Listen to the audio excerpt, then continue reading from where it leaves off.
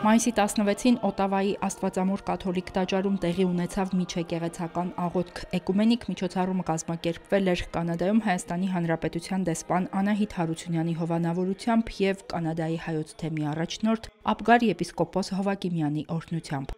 Եկեղեցում կատարվեց բարեխոսական կարգ, նվիրված 1915-ից 1923 թվականներին տեղի ունեցած հայոց ցեղասպանության սուրբ նահատակների հիշատակին։ Արարողությանը ներկա գտնվեց շուրջ 200 հյուր, Կանադայում հավատարմագրված ավելի քան 30 երկրի դեսպան, դիվանագիտական կորպուսի այլ ներկայացուցիչներ, Քվեբեկում Հայաստանի Հանրապետության պատվոհիպատոսը, կաթոլիկ, եթովպիական ուղղափառ, ղպտի ուղղափառ, ասորական կաթոլիկ, ռումինական ուղղափառ և հնդիկ ուղղափառ եկեղեցիների ներկայացուցիչներ, հայ եկեղեցու հոգևոր հայրեր, ինչպես նաև բազմաթիվ հավատավորներ։